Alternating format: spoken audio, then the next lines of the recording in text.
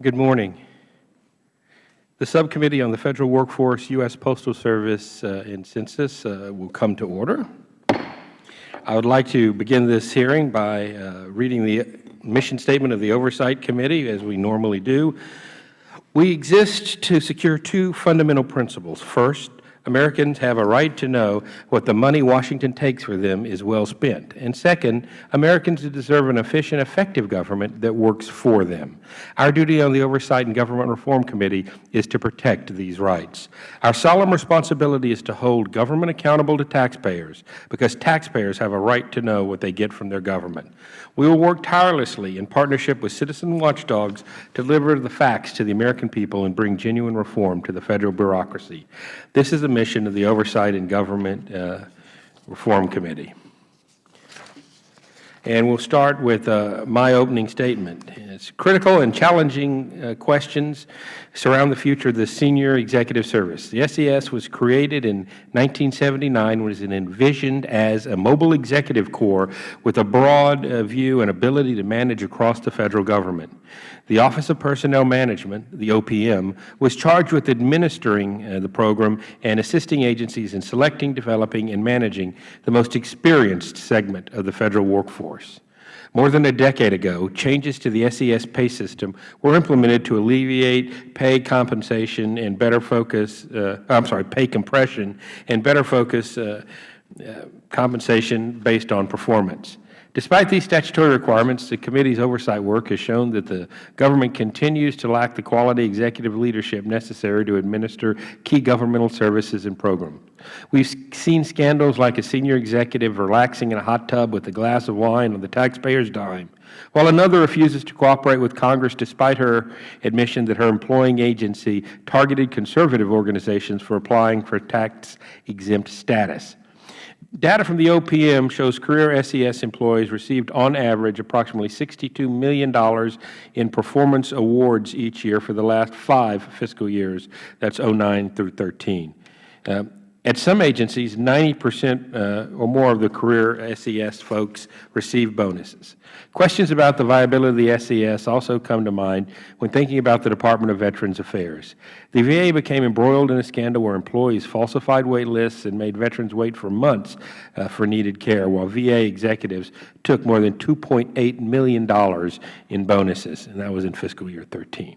Clearly, they're failing to deliver on the agency's promise to our nation's veterans. These are just some examples of the many points that need to be addressed to restore public confidence in government by increasing accountability and performance within the executive corps. So today's hearing is an opportunity to take a detailed look at the SES, from the assignment of SES positions to the accountability and compensation of individual leaders. It's a chance to discuss how we can institute a system that allows agencies to more quickly and fairly remove poor leaders whose appointments do not have time limitations while guarding against politically motivated actions. Some will argue the government has all the laws, regulations, and tools in place to fire people, yet in May the House agreed on the need for a higher standard and overwhelmingly passed legislation to make senior executives at the VA at-will employees. 1 year ago, the House passed legislation to place SES workers on unpaid leave for misappropriation of funds, neglect of duty, or malfeasance. I look forward to discussing how these and other reforms can help us ensure the government hires, compensates, and manages the executive workforce to meet the needs of their taxpayer-funded mission. At this point, I will now recognize the distinguished ranking member, the gentleman from Massachusetts, Mr. Lynch, for his opening statement. Thank you, Mr. Chairman. I'd like to thank you for holding this hearing and the purpose of examining issues concerning performance management and accountability in the Senior Executive Service. I'd also like to welcome our witnesses. Thank you for your willingness to help this committee with its work. Recent reports concerning unacceptable patient wait times and inappropriate scheduling practices at facilities within the Department of Veterans Affairs healthcare system have again underscored the importance of enacting meaningful reform. In addition, allegations of wrongdoing by senior officials at the Phoenix VA Medical Center and several other VA clinics nationwide have given rise to the question of whether we must also reform the current system under which Federal government agencies evaluate and compensate their senior executive personnel and hold them accountable for for poor job performance. In the context of the VA, Congress has recently undertaken a series of bills that seek to strengthen the Department management of its senior executive service personnel, including among these efforts is H.R. 4031, the Department of Veterans Affairs Management Accountability Act, which passed the House of Representatives by a vote of 390 to 33. This legislation would authorize the Secretary of Veterans Affairs to remove an individual from senior executive service at will, as the Chairman has noted, upon the Secretary's determination that the performance of the individual warrants such removal. Most recently, Senator Kelly Ayotte of New Hampshire and Senator Claire McCaskill of Missouri have introduced Senate Bill 2545, legislation to require the Secretary of Veterans Affairs to revoke bonuses to any employees involved in the manipulation of electronic patient wait lists. I would note that these measures are largely based on the management issues that have been cited as specific to the Department of the VA. As noted by White House Deputy Chief of Staff Rob Nabors in his June 27th report to the President on issues impacting timely care at the VA, a corrosive culture has led to personnel problems across the Department that are seriously impacting morale and, by extension, the timeliness of health care. The problems inherent within the agency with an extensive field structure are exacerbated by poor management and communication structures, distrust between some VA employees and management, a history of retaliation toward employees raising issues, and a lack of accountability across all grade levels." Close quote. While I am positive that that is not the case in all VA facilities, and we did a very stem-to-stern review of the 3 VA hospitals in my district, and they received a 5-star rating on review, and I do not want to impugn all VA employees. I do strongly believe that we must make every effort to hold accountable those senior agency personnel who are found to be complicit in wrongdoing at the VA. It is my understanding that some of my colleagues across the aisle may now be considering legislation that seeks to dramatically impact the senior executive service across the board in all agencies, even those that are doing very well, including a proposal that would subject senior executive service personnel at every Federal agency to at-will determination without notification, due process, or the right of appeal. I would urge my colleagues to exercise caution and due diligence before taking such a severe step. I want to remind my colleagues that such a reform would eliminate one of the first and most significant Federal laws to prevent political patronage and corruption, the Pendleton Act, passed back in 1883. And thanks to the Pendleton Act, the great majority of our nearly 7,400 career reserved and general members of the senior executive service are dedicated and effective nonpartisan public servants.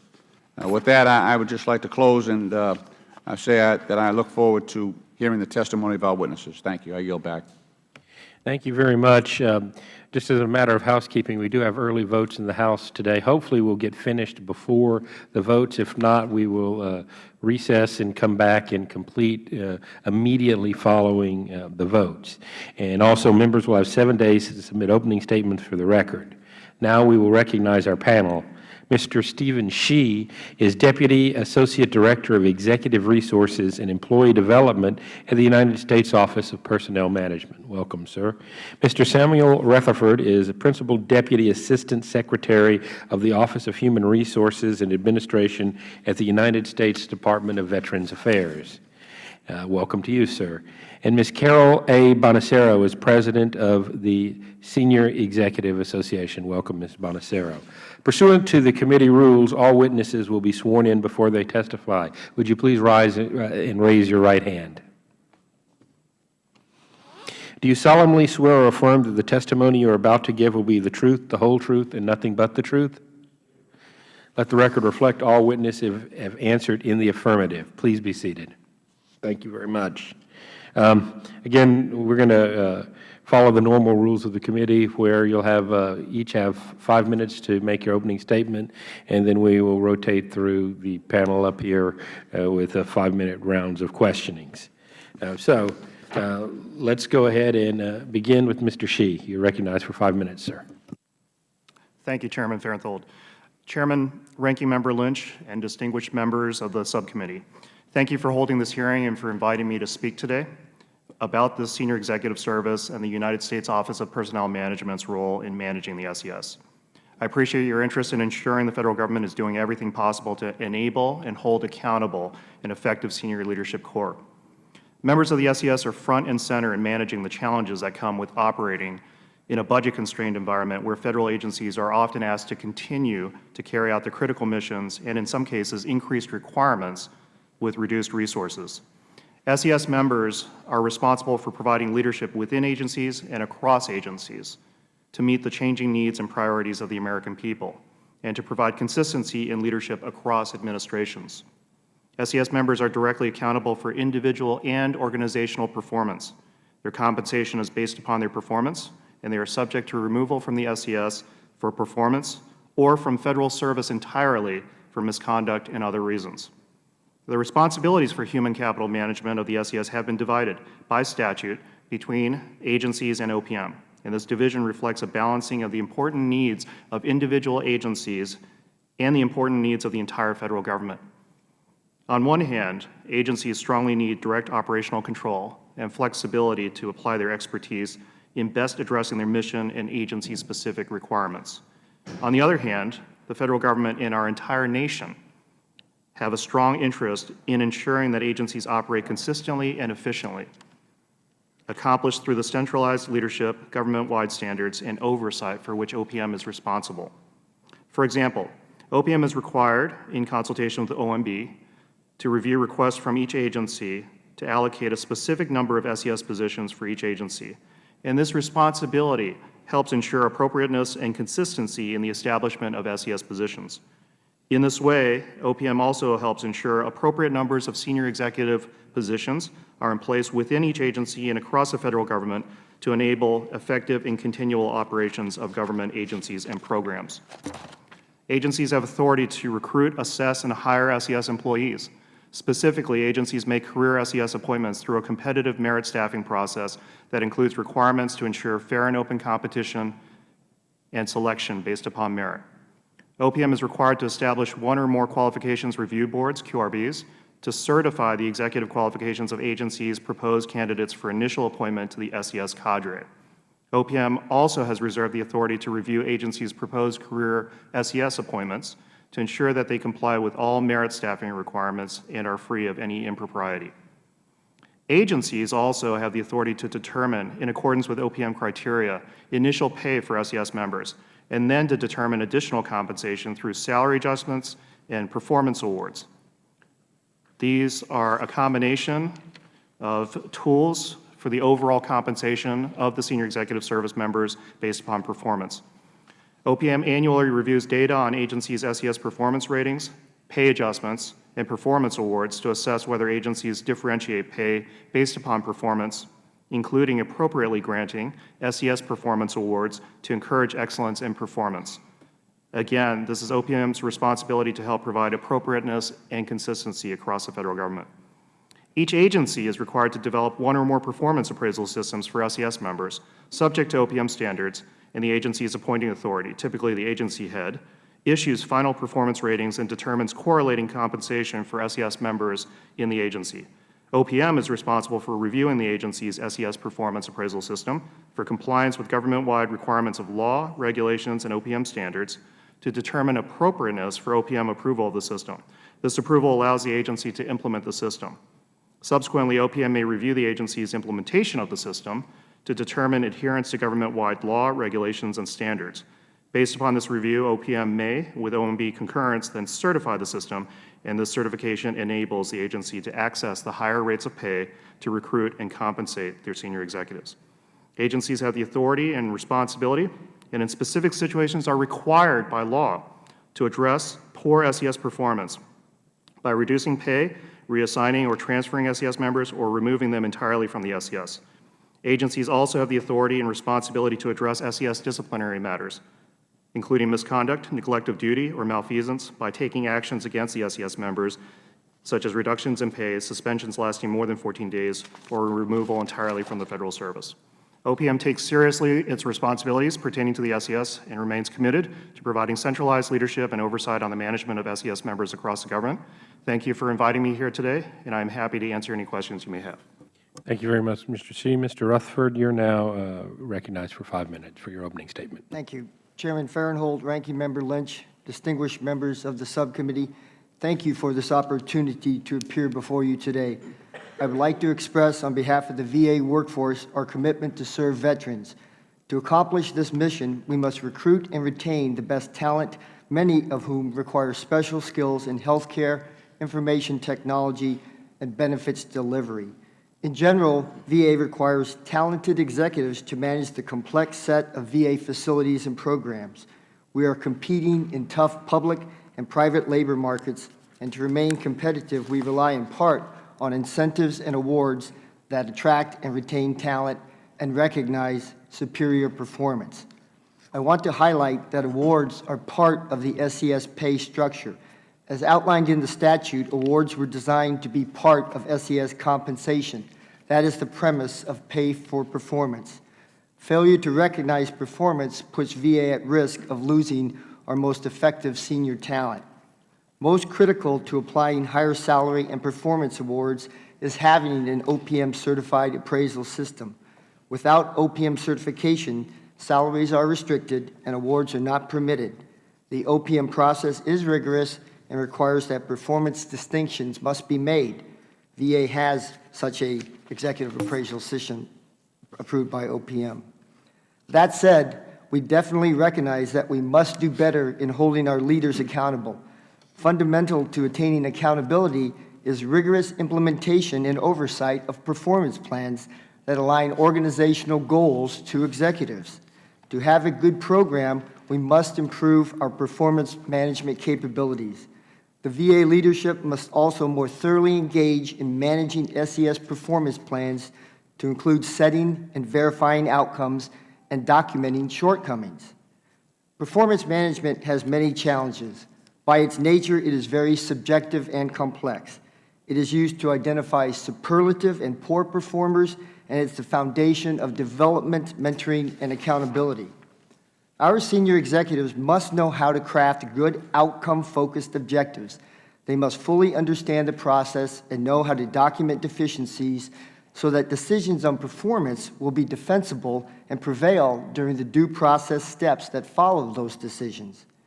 In the evaluation of performance, the process VA uses is only in the second year. It is described in my written testimony, but I would like to touch on a few points. First, we use the OPM-approved government-wide form and the 5 rating standards. Executive performance objectives are assembled into 5 OPM critical elements or competencies and are weighted by VA with the heaviest weightings of 40% on the results-driven element and 40% in the 2 elements for leading. With more experience with the new system, we believe there will be greater consistency and clarity. Second, I want to point out that VA's performance appraisal system goes beyond minimum OPM standards. VA added a reviewing official, which is not required as part of the rating process, and added performance review committees that conduct an initial review of appraisals prior to review by the VA Performance Review Board. These new features provide 4 levels of scrutiny: rater, reviewer, committee, and the board prior to recommendation to the Secretary. Third, VA added our I-CARE values of integrity, commitment, advocacy, respect, and excellence to leading people. We are currently working to add standards of conduct to our SES appraisal system. And lastly, we're working towards moving away from paper towards information technology solutions. This is our first year of an automated system. Automating our performance management system will enable visibility and oversight of the process, allow full and timely review of performance plans as they are being developed, and provide a repository for documentation. We are also working to automate talent management, which will allow visibility of requirements and the skill sets of our executives. In closing, I am a recent addition to VA, having arrived last January. I've read the reports, assessed many of our systems and capabilities, and noted areas of concern. We are working hard on solutions, which include revising policies, establishing new executive training, and applying information technology. The Acting Secretary is committed to use all authorities to enforce accountability, restore trust, and change the VA culture. I believe our efforts in improving performance management in the VA will set many of the conditions for the new VA culture. Thank you for this opportunity to appear before you today. I look forward to answering your questions. Thank you, Mr. Rutherford. Ms. Bonacero, you're up for 5 minutes. Chairman, Ranking Member Lynch, and members of the subcommittee, thank you for the opportunity to testify today.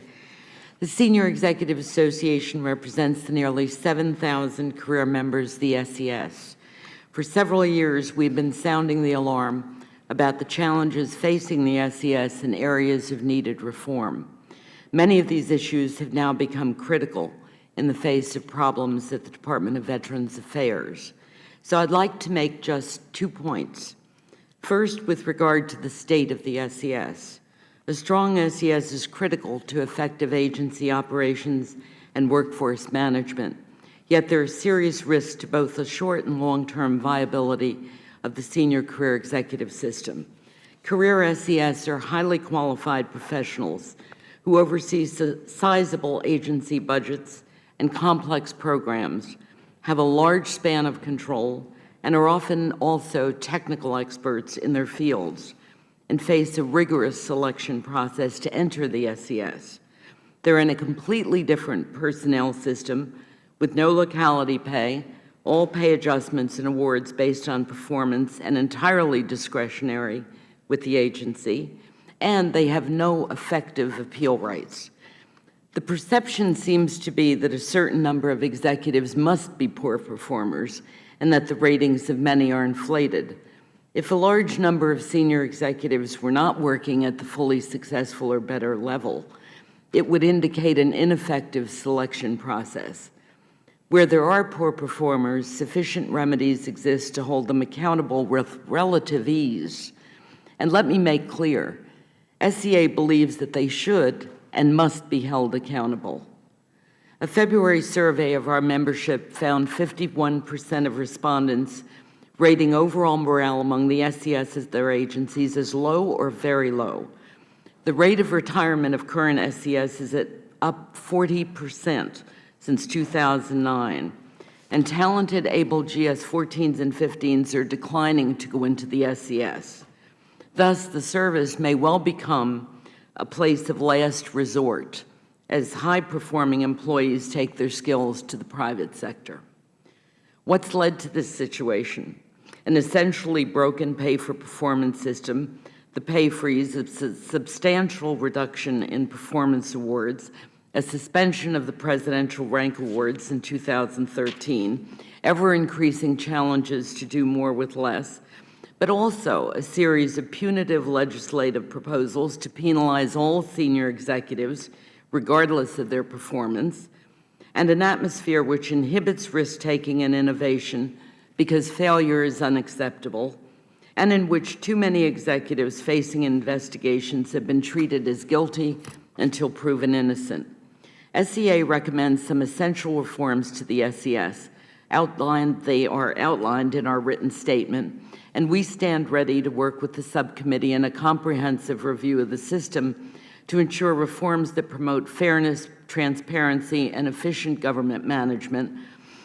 The continued viability of the SES depends on such reform. My second point has to do with the serious allegations regarding operations at the VA, and we fully appreciate congressional concerns regarding those allegations. However, the focus on career leadership is wrong.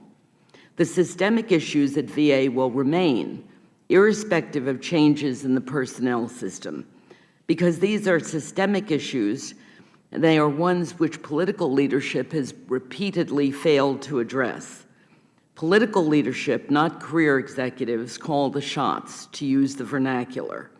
Tools exist to fire senior executives with ease, and it's total nonsense to suggest that they don't.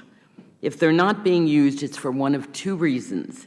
Either the executive isn't actually accountable, or political leadership isn't willing to use the tools. To provide just one example, falsifying government records is a criminal act. If someone's believed to have falsified records, a case can and should be referred to the IG, and upon verification, the case should be referred to the Department of Justice for prosecution. Punishing all VA senior executives by banning performance awards irrespective of performance, or creating at-will employment in the SES, which could enable a new administration to clean out the department and bring in ill-qualified candidates, will do more harm than good. The best current executives will retire, excellent candidates will refrain from applying, and who will be left to provide the care and services which veterans need and deserve? What's been proposed will create more harm than good, though what SEA is suggesting is not a quick or easy fix. But if we care about ensuring that taxpayers have the best career leadership corps necessary to provide quality programs and services, then the focus should be turned to needed reforms to the SES system and to holding political leadership accountable. Thank you very much, Ms. Bonacero, and I will begin with the first round of questions. Mr. Rutherford, you testified that the bonus structure was actually, part of the compensation package. I believe that, I don't remember your exact words, but you said it's used as consideration of part of the overall compensation package. When that's the case, then doesn't that create a reluctance to not award the bonuses when, in fact, it hasn't been earned or there hasn't been exceptional performance? Chairman, not necessarily so. The performance plans are evaluated through a various, the 4 levels I mentioned, the rater, the review and official review committees, and the board, and recommendations go to the secretary.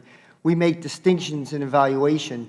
Our highest level, the outstanding rating, we only had 21% this year, and I think at the next level, we had, I don't have the exact numbers, but government-wide, the outstanding rating is much higher than that. But the awards, the performance awards, are only given to the highest performers who clearly exceed their performance objectives in their performance plan. All right. Now, you talked about rolling out a system of automated metrics for determining bonuses.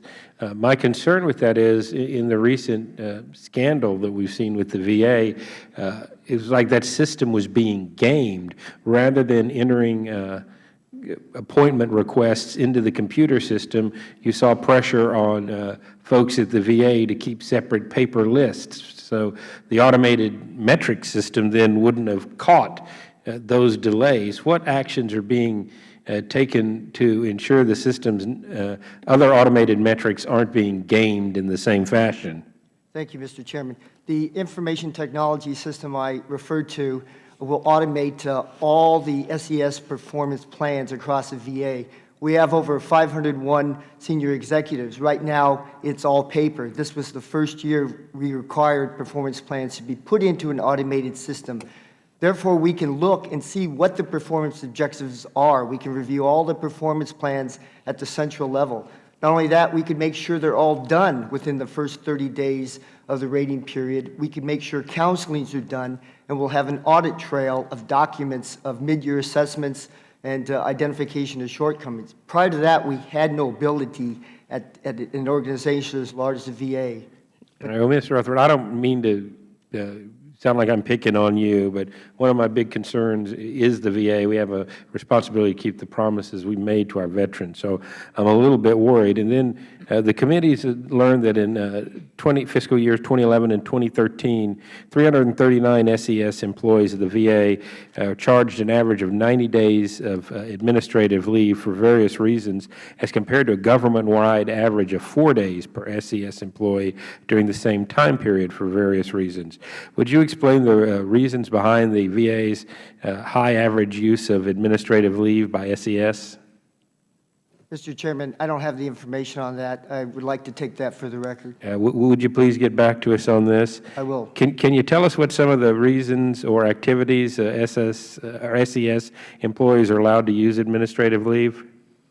Administrative leave is used for a variety of reasons. In the current system, we can't tell exactly what the reasons are, but they are for investigations. A person will be put on administrative leave when they can't perform duties in the VA where it's just too inconvenient or would present a bad. All right, well, I'm quickly running out of time, and I do have some questions about the SES overall. So, Mr. Shi, what, if any, impediments are there to terminating poorly performing SES employees across the Federal Government and within the VA? Thank you, Mr. Chairman. I appreciate the question. The current system, the SES statute and regulations by OPM provide tools for agencies to quickly address poor performance by senior executive service members and also misconduct and all other types of wrongdoing. With respect to performance, I'd like to make a couple of quick points. It's very important for agencies to pay close attention to performance during the first year, which is a probationary period of SES's initial appointment to the SES, because there are great flexibilities here for agencies to be able to immediately remove poorly performing probationary SESers from the senior executive service. Following the probationary period, there are strong flexibilities. Agencies can reduce pay based upon poor performance. One unsatisfactory performance rating requires an agency to reassign, transfer, or remove the senior executive from the SES. All that's required is a written notification 30 days before the effective date. There's no right of an MSPB appeal. There's the availability of an informal hearing before the MSPB within 15 days, but that informal hearing is not binding, and it doesn't hold up the effective action. 2 unsatisfactory ratings in a period of 5 consecutive years requires the agency to remove the senior executive member. Same notification, same appeal rights, which is only an informal hearing before the MSPB. And then 2 less than fully successful ratings in a period of any 3 consecutive years requires the agency also to remove the SESer. Then on the conduct side, again, there are stronger flexibilities for an agency to deal with a probationary SESer. And so my recommendation is, again, for agencies to have very strong scrutiny of their senior executives' performance and conduct during that probationary period. Following the conclusion of the probationary period, for any reasons related to misconduct, neglect of duty, malfeasance, or other reasons, agencies can take a number of actions, including reduction in pay, removal from Federal service, or suspension greater than 14 days. What's required is 30 days advance written notice, a few other procedural rights, 7 days for the senior executive to respond, and then that executive does have the right to file an MSPB appeal. All right, well, I'm out of time. I'll follow up on that if we get around to a second round of questionings. Mr. Lynch, we'll recognize you for your questioning now. Thank you, Mr. Chairman. Again, thank you for being here. I think we're all familiar with the problems at the VA regarding the treatment delays for our veterans, and also falsified wait times that were used to determine awards and also salary increases. I also understand that the Inspector General and the VA have not completed their investigations and audits in order to determine the employees who were responsible for these unacceptable practices. But I do think it makes sense to go after those who need to be held accountable, who made these decisions. And I want to find out from our discussion whether the VA has the tools to do what they need to do, or whether they need additional authorization from Congress to hold people accountable. At a very basic level, these veterans have earned this right to excellent health care. They have served. We have an obligation now to step up and meet our obligation to make sure that these veterans and their families are cared for. It's a very, very high bar. This is when you think about the way our military works, we're asking people to put their lives aside, to put on that uniform, to serve our country. And so that's a very deep and abiding obligation that they have taken here. And what we are promising, what this nation has promised, is that we will meet that obligation, and we will honor that service. And one part of how we honor that service to those veterans is to provide decent health care. And in this case, we have dropped the ball. We have failed in our obligation as a nation. And that's serious. That is dead serious. And so we need to take a good hard look at this. Mr. Rutherford and Mr. Shi, does the VA currently have the authority to rescind or claw back the performance awards that have been rendered to senior executives who may be culpable in this case? Congressman Lynch, Congressman Lynch, currently we do not have the authority to go back and rescind an award. The performance plan, once done, is final. Okay. So what are the parameters and what's the timetable that, well, you're saying you have no recourse currently? That's correct, sir. Okay. So we need to pass legislation. Sir, if legislation was there, the VA would use all authorities to enforce accountability. Okay. Then I'm going to ask you, would each of you be supportive of legislation that would allow the VA to downgrade the performance evaluations and rescind the bonus awards for those who were found to be culpable in either falsifying or perpetrating this fraud upon our veterans and their families? Congressman Lynch, we would use all authorities granted. Okay. But do you support the legislation? That's what I'm asking.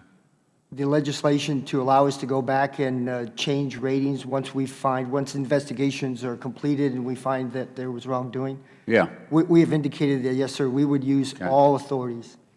Okay, because I intend to introduce legislation in the House here that would revoke the bonuses paid to VA employees in the manipulation that they were culpable in the manipulation of appointment wait times, but also ensure that the performance appraisals of these employees are downgraded accordingly. We're going to have to recognize the due process rights. As I said, in my own inspection, going to the VA hospitals in my district, talking to the patients, talking to the families, meeting with the administrators, we found a very high level of performance. So I am interested in focusing like a laser on those individuals who were culpable in this case, and getting back those bonuses, and also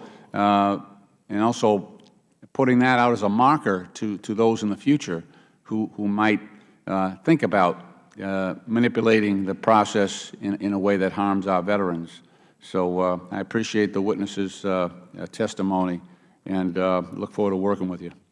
And if you'll give me a copy of that legislation, I'd like to read it and possibly sign on as a co-sponsor. I agree with the principles there 100%. Mr. Walberg, you're now recognized for 5 minutes. Thank you, Mr. Chairman, and thanks to the witnesses for being here today. Mr. Rutherford, how many SES employees have been removed from their positions this year? I'm not aware of the number this year. I do have the number for last year. What about the past 5 years? Past 5 years I don't have. I will take that for the record. Last year we removed 6 employees, 6 executive employees. 6 executive, okay. Records that I have here for fiscal years 2010 to 2013 indicate that all 470 VA senior executives received performance ratings of fully successful or higher. In fiscal year 2010, 76% of the VA SES received bonuses averaging $15,000. In fiscal year 2011, 74% of the VA SES received bonuses averaging $11,500. In fiscal year 2012, 54% of the VA SES received bonuses of $12,000. In fiscal year 2013, 78% of VA senior managers had performance ratings of exceeds fully successful or outstanding, and more than $2.8 million was paid out in bonuses to executives. Is it likely and realistic that all 470 senior executives would receive the same fully satisfactory rating today? It is not. The data do not tell the whole story. The VA is at fault for not completing many of the performance evaluations once we remove an executive. For example, the 6 we removed last year, we should have rendered performance appraisal plans on them. They had 90 days in the job. The administration, after the action to remove, whether it was performance or misconduct, was not completed and not reflected. We find that is the case in many of the years that we looked at. The administration never caught up. The unsatisfactory performance was never captured, and therefore you... And again, the main reason for not capturing that, catching up with the problem? Failure to adhere to our policies and process. The information technology will help us a long way in monitoring this type of administrative details. Did the bonus system help lead to this problem? I don't think the performance award system led to this problem. The performance awards in 2013 were greatly reduced down to an average of about 9,000 to about 5.5% of base salary. So it has been coming down. You testified that the absence of ratings in these two lowest categories is not uncommon for most agencies, adding that in all of the Federal Government there were only 12 senior executives rated minimally satisfactory and 3 rated unsatisfactory in fiscal year 2012. Do you really believe that almost 100% of career senior executives were successful in their jobs? I do not, and I don't believe the data tell the whole story. Like I said, reports were not rendered after actions were taken. And additionally, poor-performing senior executives tend to depart and resign and leave before appraisals are submitted. But it is a matter of administration. You still have to complete the performance plan. And clean up with what is left behind. Absolutely, absolutely. You know, I think That has not been done. we certainly have seen that with the VA and the IRS. We could talk about that all day here as well, of the supervision that went on that allowed destruction of emails and the like, a real problem.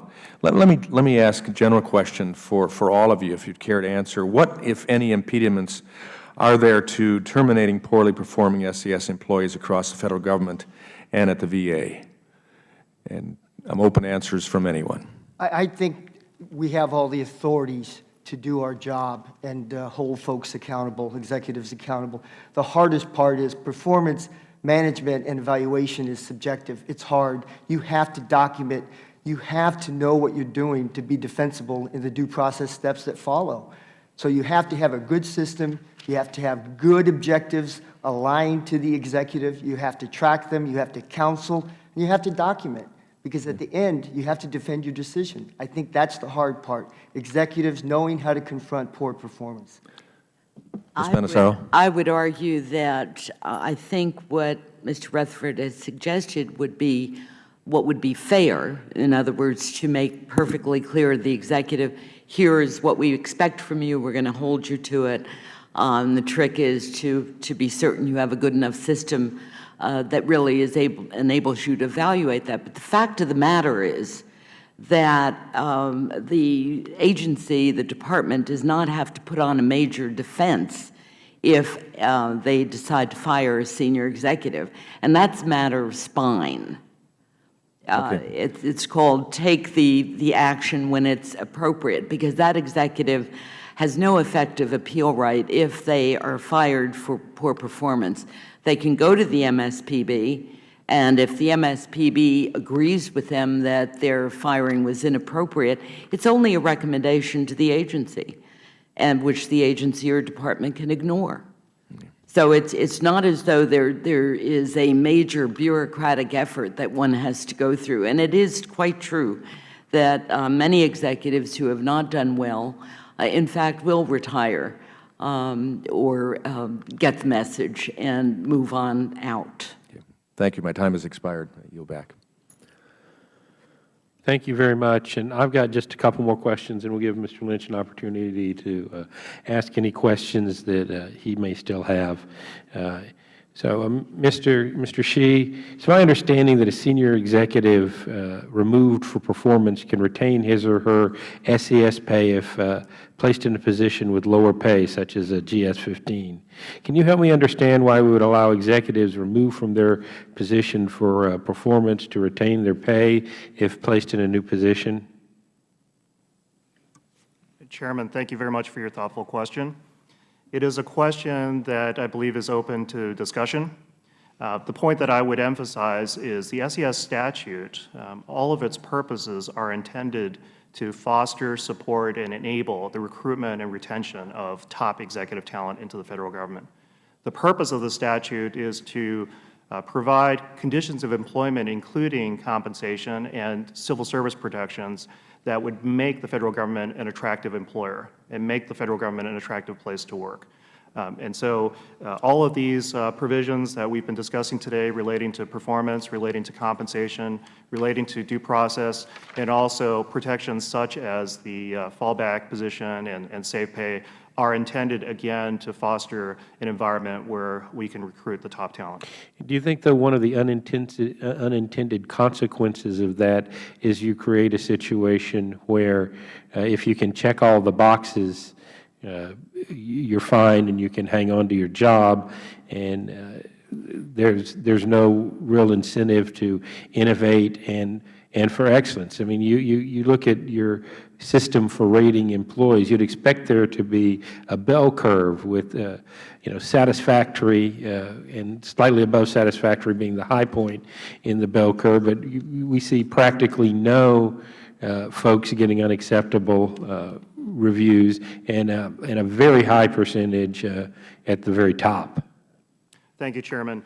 I believe that with respect to any type of personnel system, including a performance appraisal system, the effectiveness of that system depends greatly on the implementation of that system. And so some of the proposals that have been discussed in terms of providing new tools and new flexibilities and more control for agencies to be able to address situations, I think the answer still is going to remain the same, which is that the success of any of those new tools or new systems is going to depend on the implementation. The other point I'd like to add to that very briefly is that following up on Representative Ranking Member Lynch's comments regarding actions that employers can take to deal with poor performance, I'd like to also remind the subcommittee that agencies have the authority to address some of these issues after the fact, not only through performance, but also through conduct, malfeasance, neglect of duty, and even law enforcement proceedings. Great. And let me visit with you for a second, Ms. Bonacero. I didn't mean to ignore you throughout this whole hearing. In the past, you've, in some of your testimonies, you've expressed concerns that several so-called scandals have surfaced as a result. The SES is bearing the brunt of poor judgment and the damaging actions of a few. My frustration is that it seems with each oversight hearing that we have and each oversight review and each IG report, we see a new example of poor performance and misconduct. Yesterday, the Commerce Department Inspector General found that a high-ranking executive in the U.S. Patent and Trademark Office improperly used her position to ensure the hiring of the live-in boyfriend of an immediate family member. The IG investigated after receiving a whistleblower complaint and found not only did the executive exert undue influence in the hiring process, but the applicant was not among the most qualified candidates as determined by the PTO hiring officials. In fact, the applicant was twice rejected. The executive then interviewed and created an additional position specifically for the applicant. That intervention doesn't seem proper to me. The senior executive threatened to sue the Inspector General for making the report publicly available. It's these examples that have damaged and shaken the faith that Congress has in the leadership. What's the SEA doing to tighten up its ranks, and do you think this is acceptable behavior? Of course, that's not acceptable behavior, and it should be dealt with appropriately. You know, I think that's the really sad part of this. We've got so many executives that are doing a phenomenal job. And then we have some who have behaved egregiously. And when they do, they should be dealt with, up to and including where it is appropriate, criminal prosecution. Because I go back to the point, if senior executives are found to have ordered or falsified records, government records, that includes their own results for performance reviews, for waiting time, whatever, that is a criminal act. And all we need to do is refer it for prosecution when it has been found to have been determined. But you don't have to suggest that for us to terminate an executive, it has to rise to the level of a criminal offense. There have got to be other. No, but the point is that those are criminal acts, and I think a few instances of prosecution where it is found that that has been done will send the message pretty clearly. I mean, we are talking about making the entire senior executive service at will with all of the tremendous dangers that that poses, Do you think, instead of dealing with specific cases that very much deserve to be dealt with. do you think the system's perfect as it is, or do you think No. we can come up with some tweaks? Absolutely not. I mean, we've got a number, apart from what you do vis-a-vis the SES itself, for example, we think you need far more training and a straightforward handbook for managers on dealing with poor performance and problem employees. We think agencies have to limit their use of administrative leave to ensure it's used appropriately. We're well aware of cases that have dragged on. People are put on administrative leave for months and months and months.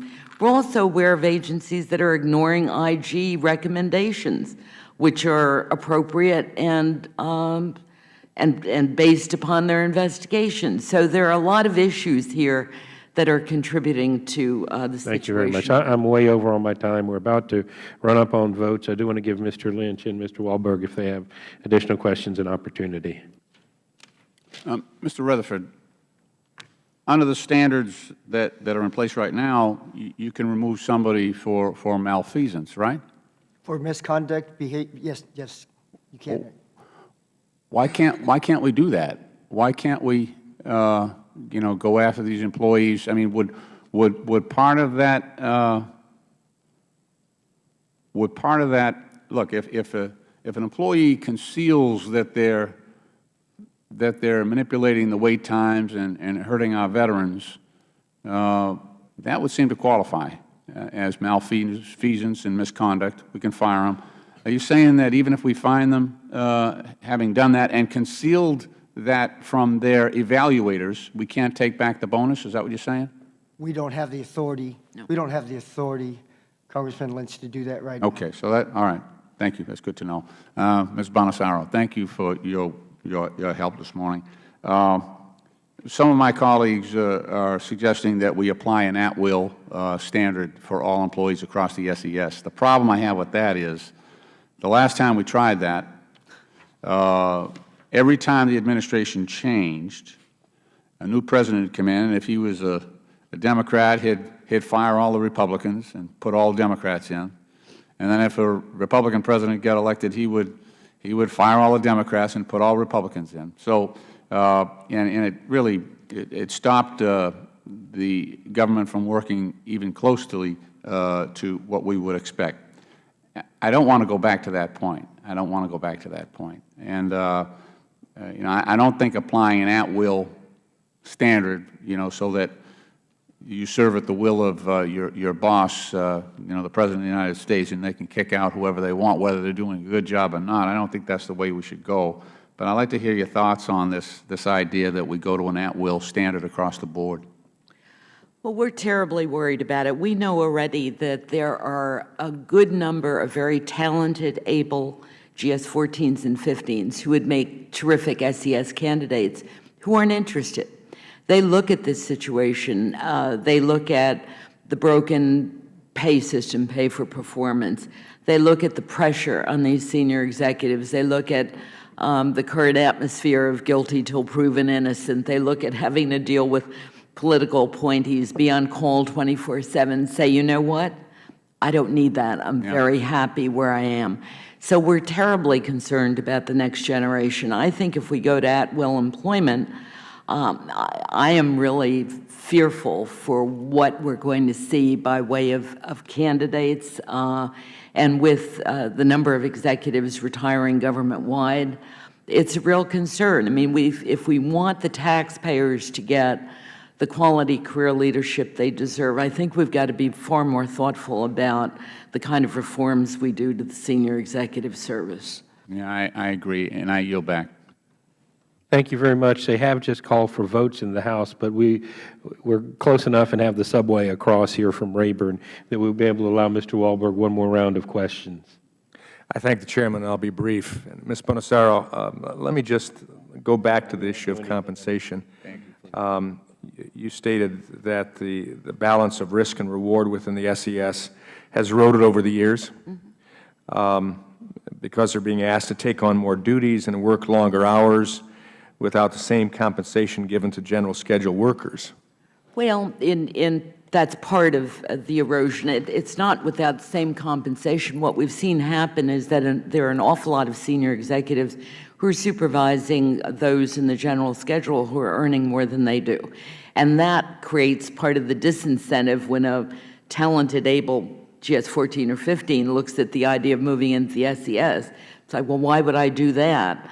Well, of course, why would I do that would be the opportunity to lead, opportunity to set policy, opportunity to expand, to encourage people to do a better job. I'm thinking that an average $161,000 per year, plus when you add the potential of salary bonuses to about $233,000, and then benefits approximately $70,000, in other words, total compensation potential of $300,000, and the ability to lead, to direct, to establish policy, to expand the capabilities. Wow. Well, I absolutely agree in terms of the ability to have an impact on the mission, to lead, to innovate, et cetera. The problem is that GS 15 is already getting those benefits, and they are probably, in many cases, earning very close to what that senior executive is earning. So the additional responsibility plus the additional, the tremendous risk, I've often said it's like having one foot in a banana peel, no matter how well you do, is what's dissuading a lot of them. And it's not my concept, it's what they're saying themselves. And I think that that's very worrisome. Well, it is worrisome. And, I guess I can understand that feeling. But, Mr. Chairman, as we hold these hearings, we're talking about a much broader issue then. We have public servants that are serving at the will of the people, expressed through us in establishing departments, establishing agencies, establishing thrusts that are necessary for the ongoing of this government. It is a special duty. They indeed could go out in the private sector, some of them, and I've met some of them, that could make a better living. However, they've chosen this service.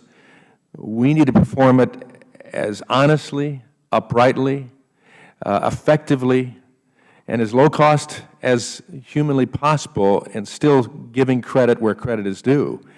And so I don't think it's a selling point to say that GS 15s, 14s don't want to go in because they don't make any more money at that level, when they would have an opportunity to do good public service for the people, establish a pattern, expand the opportunities, the impact of this government.